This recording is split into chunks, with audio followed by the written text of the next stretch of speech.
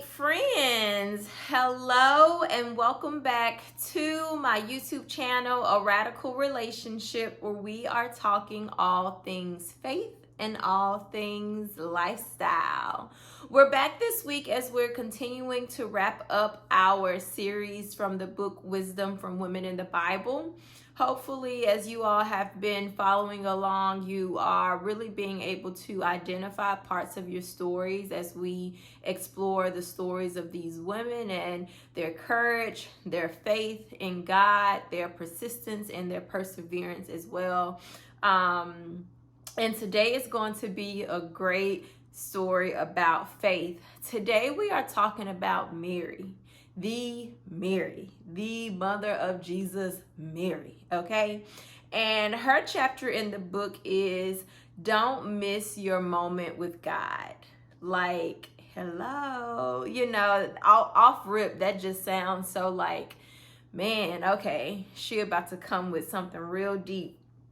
So one of the first quotes that I wrote down from this chapter is she says, there are times in the life of every person when God reveals himself and asks that we do something. That is a special God moment. And it made me think about seasons, right? I did a video on how to identify your current season. And there's gonna be times where it might be a little chill spiritually for you and there may not be enough going on. And there are gonna be other seasons where God is throwing so much at you, and another season where he's calling you higher and asking much of you.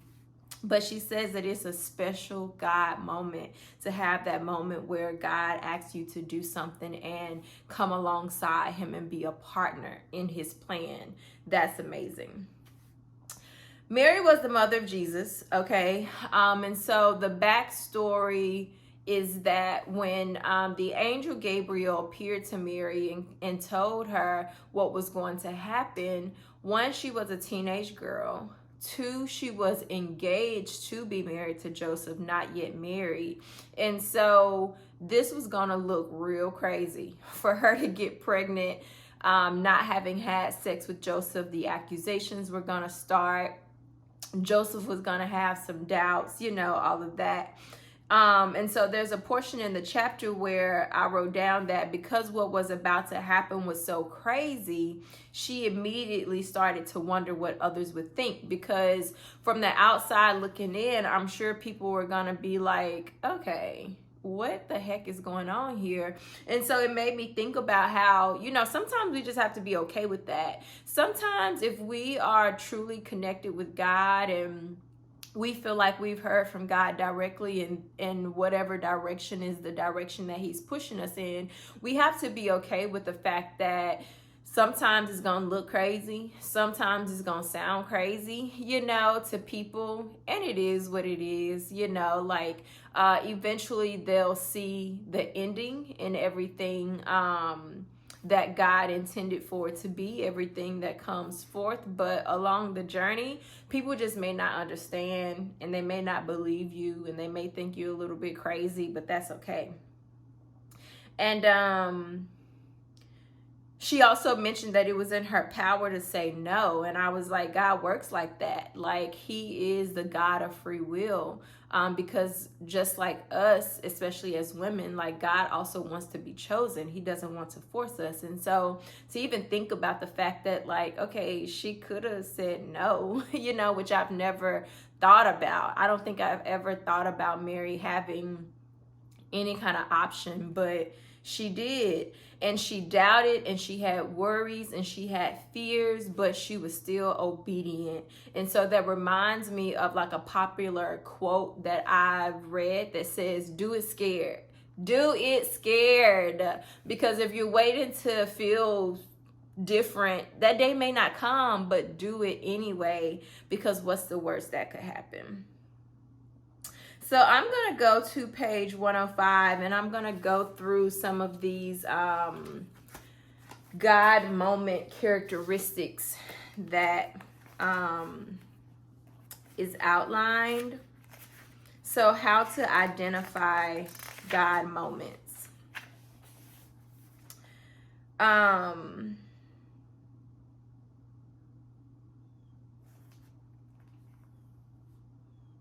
Let me actually just read this paragraph about doubt before I do that. She said, doubts filled my mind.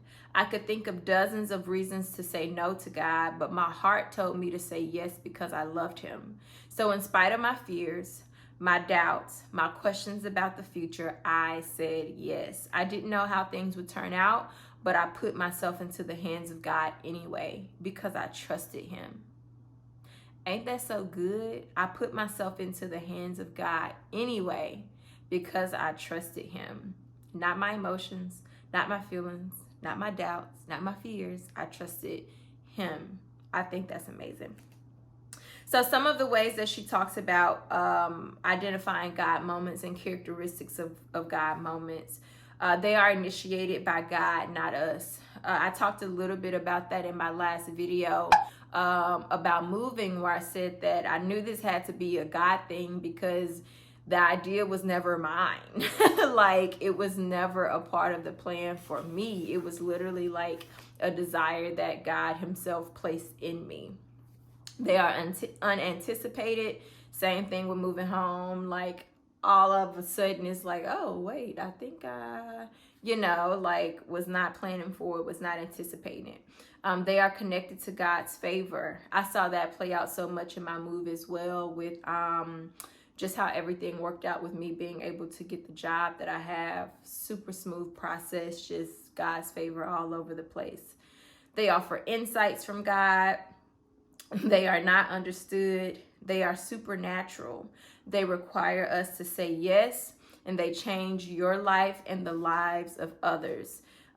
There's so many things that we can say, so many things that we can kind of deep dive into about those things. They change your life and the lives of others. I really love that because it reminds us that everything about the way that God moves is always with people in mind, the salvation of people in mind. So it's never a selfish move. It's always about how he can use you to set some others up for success as well, which I think is amazing because he's so grand, he's so big, he's so huge, he can connect all of these things. So that's amazing. She talks about how we were created to be vessels for the impossible, not to lead a mundane life. And I thought about that, vessels for the impossible. I don't even know that I have ever dared to dream the impossible. I don't think I've ever like stretched my faith to dream for the impossible, but to think about that, like, you're created to be a vessel, not to lead a mundane life. I thought so many times when I see and talk to different women, a huge part of the story is like, as they're coming to Christ, is like, there's got to be more to this. This can't be it. And that was a huge part of my testimony as well. Just waking up like, okay, is this it? Like, is this all? Just journaling to God. Like, there's got to be more out there. There just has to be. She also says, if you've already missed one God moment, be ready for the next. And I love this because it's like, don't waste energy looking back, sis.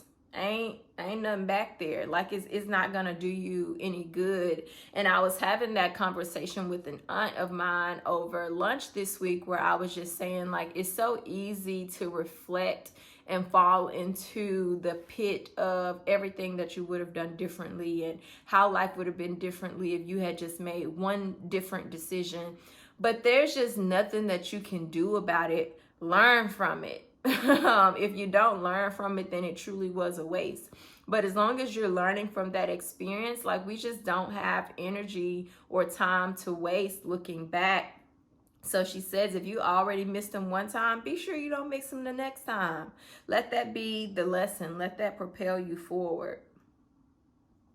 She also talked about how your yes will open the door for God's best if you let it. And I wrote that I think that I waver in believing in this, that my yes is going to open the door for God's best for me. Sometimes I think that my yes just opens the door to more suffering. It just opens the door to a harder situation. I don't necessarily feel that it opens the door for God's best for me.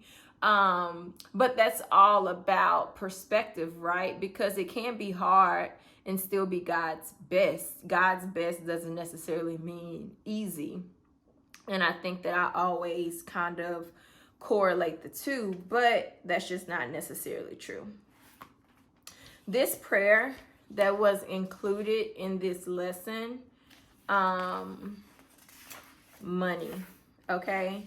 So let me read it. And so the prayer says, "My faithful Lord and Master, I boldly request that you speak to these dear servants of yours.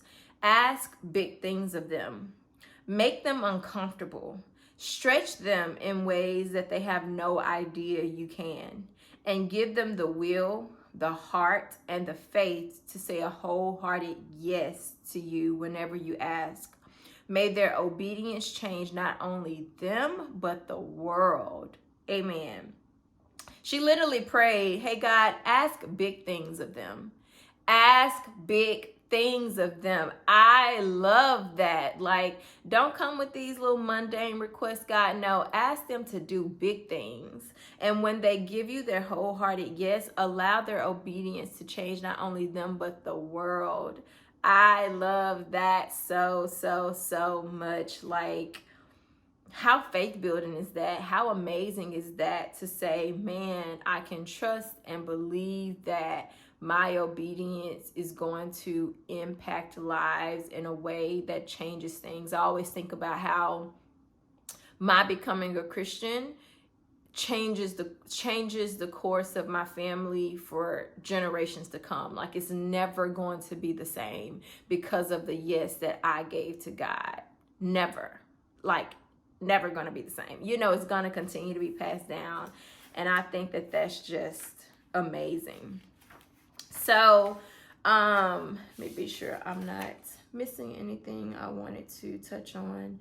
Yes, she says, stay connected to the bigger picture. And that's always been something that has helped me through. That was one of the final points. That's always been something that's helped me through rough seasons, because if I can think about not just the right now, but where I'm going, where I'm headed, how this is helping somebody else, and just the grand scheme of things at large, and kind of humble myself in that way, then it changes my outlook on the situation. So when you give a yes to God, and perhaps after doing so, you start to grow weary, or you start to feel discouraged or whatever, stay connected to the bigger purpose. Stay connected to what you know and trust and believe that God is doing through your obedience. Now, the questions at the end, I usually try to pick one to tackle, but all of them were so good.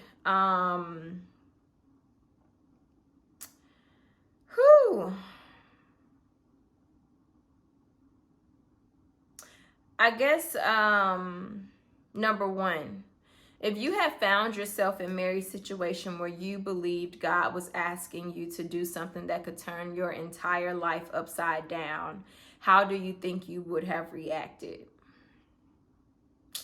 Man, I'm a people pleaser. So I probably would have had to be like, let me go get my heart right real quick. I'm going to do it, you know, because when it comes to God, I'm always going to do the right thing, you know.